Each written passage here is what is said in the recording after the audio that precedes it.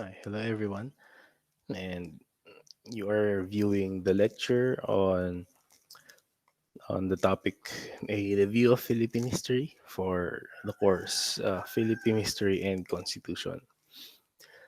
So previous discussion, so we introduced the discipline of history. So what history is, the explanation of history and why we need to study history.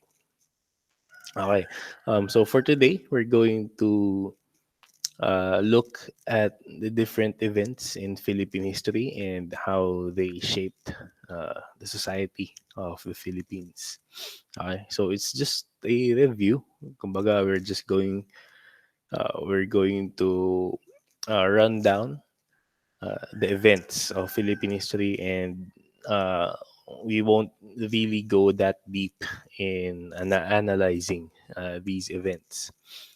Okay, so therefore, our objectives for this course, for this topic rather, is only to be familiar with the events that shaped Philippine society. Okay, so kumbaga, in the end, you should be able to narrate, at least in a general manner, the events that transpired in Philippine history. Okay, kasi it's nowadays a lot of Filipinos don't even know their history, kahit yung general outline lang ng events natin. Okay, for example, 'di ba, uh, uh, how did the people arrive here and what happened next, and then what happened next, etc., etc. Okay, so this will be the outline, of our events, and actually dito pa lang sa outline, you can already identify, or you can already make a short narration of the events in Philippine history. Okay, so yun, you have the early peoples in the islands, okay, followed by the Spanish conquest, di ba? We were conquered by the Spaniards, okay, and then for 300 years, nationalism finally grew in the people of the Philippines and led to the Philippine Revolution against Spain. Okay, so the effects or the result of the revolution was short-lived because shortly after we were conquered by the Americans, by the United States. Okay, and uh, this occupation of the United States led to the Commonwealth government, or the preparation for the recognition of the independence of the Philippines. Within that, we were occupied by the Japanese. Okay, as we all know, we were involved in the Second World War. All right, and after the war, so our independence was granted, was recognized, and so certain events transpired. So we have to recover from the damages, and we have to address certain problems in society, okay, which led to uh, the imposition of martial law, okay, back in the 70s, okay, and this period lasted for, well, the actual martial law itself, uh, it's not really the whole of the 20 years of the Marcos administration, but people consider all of these years to be the same in essence. And of course, the Philippines as we know today. Okay, so actually, yun lang. Okay, if you're able to connect them all together from the beginning up until the end, you can already make a short narration of the history of the Philippines. Okay, so anyway, lagyan lang natin ng konting details. All right. So so based on the latest studies, so uh, people in the Philippines, or humans in the Philippines, okay, are uh, uh, evidence of humans in the Philippines are found as early as are found to be here, and they have stayed here for as early as 700,000 years ago. Okay, so this was a big jump from the previous findings around yung previous kasi around 60,000, 70,000 years ago. That was uh, the remains found in Calao Cave, up north in Region 2. Okay. This one was found in car in Kalinga. Okay. Evidence of, ayan, an intact skeleton from a butchered rhinoceros. Okay. Tools. Ayan. Which are possible evidences of humans here in the Philippines as early as yun nga, 700,000 years ago. Okay. Now, how they came to the Philippines, so wala pa talagang finality. Okay, they are still theories. Okay, of course, the migration theory where people arrived here, uh, yung luma, di ba, by means of the land bridges or the land formations during the Ice Age, okay, where the water levels were so low that the land formations connecting the Philippines to mainland Asia are present. Okay, and as evidence states, di ba, there are the early Filipinos, our ancestors were uh, already had seafaring technology, di ba, yung balangay. Okay, where the term barangay, okay, the earliest unit of society in the Philippines is derived. Not everyone, not every settlement, but the most studied is yun nga, yung barangay. Okay, so again, they are still theories. Okay, uh, latest evidence suggests na they moved from north to south, so they arrived from the northern part of our region. Okay, and their movement was southwards. So yung north natin is, ayan, so Taiwan, so, ayan, so going down to Indonesia, Java Islands, etc. Okay, so regardless, hopefully further studies can make a more definitive uh, finding about how the people in the islands came, how the first Filipinos arrived in the islands. Okay, but nevertheless, so they have established societies here, which yeah, for the most part are called barangays, and of course there are other settlements. Okay, mainly subsistence settlements, meaning their activities are mainly focused on their existence, on their survival. Of course, with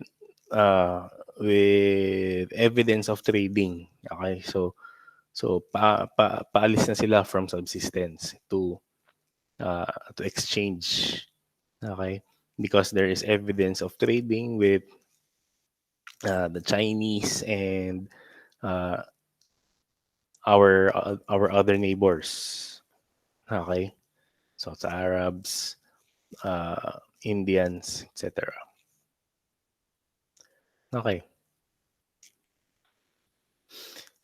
and as we all know, by 1500s, 1521, so the Spaniards arrived. Take note, arrived, not discovered. Okay, the Spaniards arrived in the islands. Okay, uh, and attempted to make the islands a part of or a colony of Spain, of the Spanish Empire. Okay, so actually, this year we are commemorating the 500 years of the arrival of Magellan and the arrival of Christianity in the Philippine Islands. Okay, so it's a momentous year for those who hold this, or for those who hold uh, the arrival of Christianity in the Philippines, an important event. Okay. So yun. So anyway, so in general, so the Spanish arrived in the islands in 1521, but they were not able to conquer the islands yet. Okay, so the successful conquest of the islands came in 1565, okay, with the Legazpi expedition. Okay. Um, so yun. So were they why did they conquer the islands? Why were they exploring? Okay, so mainly for economic reasons. So to look for spices and other commodities uh, that are tawag dito, that are highly valuable in Europe at the time. Okay. Also, they were trying to look for a better trade route than what they already have. Okay, kasi with the trade route that they had prior to establishing in the Philippines, okay, there were conflicts with the Portuguese. Okay. Also, some of the places along the trade routes were Muslim territories. So again, there are conflicts along the trade route. So they need to look for a better, a safer trade route. Okay. So yeah, so they were able to find it by going west from Spain. Okay, going to Mexico, and then from Mexico west again through the Pacific, arriving at Asia. Okay. Of course, another reason is the spread of Christianity, which takes uh, second importance. Okay, so of course, Christianity's influence at the time was strong. Okay, uh, which even affected political affairs. So yun. So again, one of the mandate was to look for people who were not Christianized and to baptize them into Christians. So yun nga. Okay, so the Philippines was to be made as the bastion of Christianity in Asia. Okay, so where uh, Christianization efforts are to be spread. So to Japan, to China, etc. Okay, so yun nga. So they were able to stay here for 300 years. Okay. Making the Philippines as a colony. Okay. Using it as a port for the galleon trade. Okay. One of the most profitable ventures then. And eventually, so yun nga, they tried to make the Philippines as a plantation. Okay. Unfortunately, so yun nga, the Spanish colonial government became oppressive. There were oppressive policies. There were oppressive treatments of the people, and these negative affairs, okay, brought about, of course, negative effects to the people. Okay, and this oppression led to the growth of the nationalist sentiment. Okay. So they were now thinking as a nation. They were thinking as a nation who were being oppressed by another nation. Okay, and this sentiment led to the doctrine, or the ideology, that there something has to change.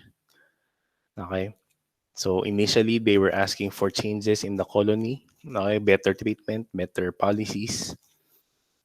But unfortunately, this did not materialize. Therefore, the Filipinos resorted to fighting for their independence. Okay, wala, hindi nila makukuha yung changes. So, we have to make these changes on our own, but we need to be independent first. And to be independent first means we need to struggle, we need to fight for our independence. Okay. Nakuha naman nila. They were successful naman in attaining their independence, but it was short-lived and it was not recognized. Okay. Mainly because of the immediate conquest of the islands by the United States. Okay. Why were they interested in the conquest of the island? So we can summarize them in 5 Ds. Okay, dollar. They wanted to look for markets for their products. Okay. Not really aside from the natural resources. Okay, so kukuha sila ng resources from the Philippines and then they're going to bring the resources here, manufactured and finished products. They're going to sell it to the island. So basically, we're a market. So binebentahan tayo. Okay. It's going to be the Philippines is going to be a center for defense in the Pacific region.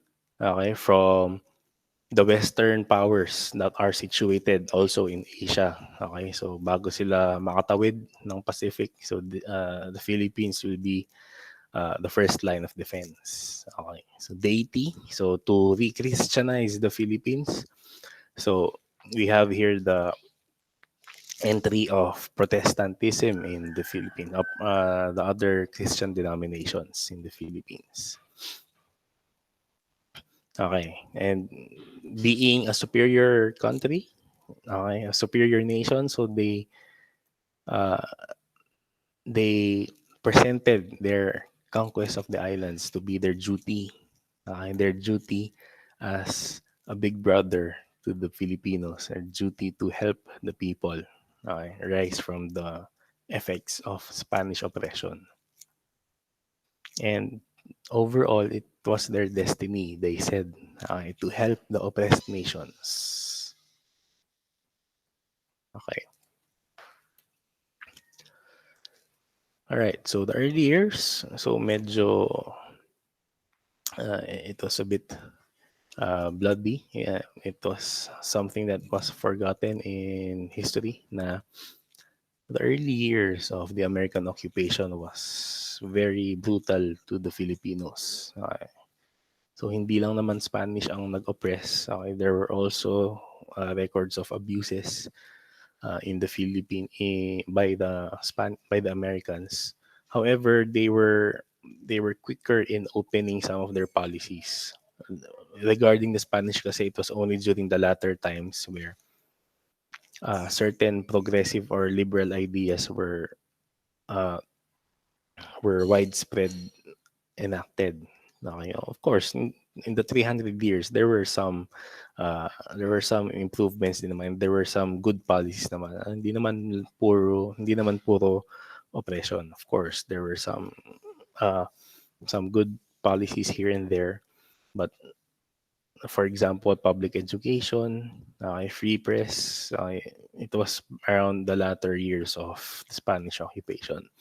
But for the Americans, so they brought those policies earlier. Okay? Kaya the Americans were more accepted by the Filipinos. Okay? And this culminated in the Commonwealth, which provided for a 10-year transition period, okay, where Philippine independence will be recognized after the period. Okay? So basically, the Americans would only be here for around a little over 40 years, more than 40 years. Okay. So yun na. So we were prepared, we were gearing towards Philippine independence. Kaya lang in between, so we were we were uh, we were affected by the Second World War. Okay, by the occupation of the Japanese. So although 3 years lang yun, not much changes happened really aside from the devastations, of course. But in terms of uh, cultural, so uh, not much changes during the Japanese occupation. Okay. It's just that we were caught in the war. Hindi naman talaga tayo as in super active where we're just like the Americans. Okay. We were only there. Our active participation in the war was really just to defend ourselves from the occupiers. Okay. So yun lang talaga. We were caught in the crossfire between the Japanese and the Americans, and the Philippines was made into a battleground. That's why ang daming devastations in the Philippines. Okay? So yun, so the war ended. The Commonwealth continued, okay, even though we were occupied by the Japanese. So tuloy-tuloy lang ang Commonwealth, and by the time, okay, on the appointed time, okay, after 10 years, so our independence was finally recognized. Okay. Unfortunately, yun nga, at the time when our independence was recognized rather, ang daming problems. Okay, so of course, it was immediately after the war, so we were a young nation, a young independent state who is trying to recover from the devastations. Okay, so imagine how much you're going to need in order to recover from that. Okay, also, aside from that, the long persisting social issues of poverty, of the state of our agriculture, di ba, our diplomatic relations, our trade, foreign exchange, okay, so social justice, okay, so a lot of social issues were still present at the time, and we're not really moving forward because again yun nga, daming problems ng Philippines at the time when our independence was granted or was recognized. Okay, add to that the uh, growing ideology of communism, okay, which led to uh, uh, the president, okay, President Marcos proclamation of martial law. Okay, because of those persisting social issues, because of the growing communism, of course, according to him, okay, so he decided to proclaim martial law in order to address those issues. Okay, so they believe that to address those issues, a strong executive branch should be uh, or the government should have a strong executive branch. Okay, so kung ano executive branch, so for those of you who don't know, so we were going to talk about that later on. But short, in short, it's the one that makes the laws active. Yeah, it's the one that yun nga, that quote unquote executes the law. Okay, so unfortunately, yun nga, because of this strong power of the executive branch, so a lot of human rights abuses okay, uh, were manifested by the military personnel. Okay, which led to the people, or well, which led to yun nga, the people's lack of trust in the Marcos government, and yun nga, so as you can see here, yun nga, it culminated in the EDSA movement, the EDSA incident, okay, which we will be commemorating this month, February 25. So yun. So yun, so in this month, so madami tayong aabangan in terms of history. Anyway, So yun. So it led to the uprising of the people, okay, which culminated in Marcos moving out of power and the transition to the new government, which is the same government that we are still experiencing now. Okay, so we move on. Unfortunately, so yun nga, even if nagkaroon na ng major change in our political system, still the persistence of social issues is there. Okay, we're still having the problems of poverty, okay, hunger, SGBs, um, in terms of our agrarian reform, social justice, foreign exchange, our diplomatic relations, because it's not uh, it's not fair diplomatic relations. So, we are sticking to one economic power, whether it be the US or China. So medyo one-sided ang mga diplomatic relations natin. Okay? And these issues, okay, limit the actions and the progress of the nation. Take for example, ng pandemic. Diba? Why are our actions limited? Okay? Well, one, yun nga, uh, the choices that the government can make is lessened because of, well, social issues. Okay? For example, bakit hindi tayo pwedeng mag-lockdown ng matagal? It's because of poverty. Diba? A lot of people do not have the means to be in lockdown for so long. Wherein kung nag-lockdown tayo ng as in 1 month, diba? We can lessen uh, the transfer, the infection rate of the people. Diba? Now, of course, there are a lot of there are a lot of connected issues here. For example, corruption. Na of course, ang dami na namang lumalabas, di ba? 15 billion uh, funds of PhilHealth na bigla na lang nawala. Okay? So the problem now is how do we address these social issues that have persisted uh, for a long time in our history? Ang tagal-tagal. Even during the Spanish occupation, nandyan na yung mga social issues na yan. Okay? Issues of poverty, issues of social injustice, okay? Corruption, nandyan na yan. How do we address them? Okay. Alright. Well, I leave the question to you. Um, hindi naman siya seat work. Iba yung seat work. Okay. It's really more of the central problem that we have to address. That's why we still have subjects like history and government and other social sciences. Okay, because there is a need to address these social issues. Okay, and of course,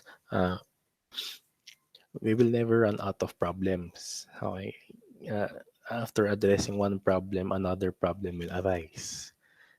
For example, if and when we address the problem of poverty, sunod naman yung inflation, di ba? And then yung social injustice, and then corruption. Okay, so ang dami nilang kailangan nating i-address.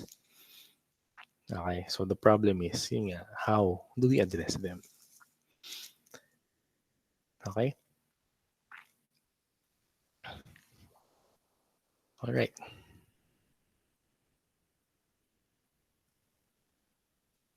Okay, so yun. Uh,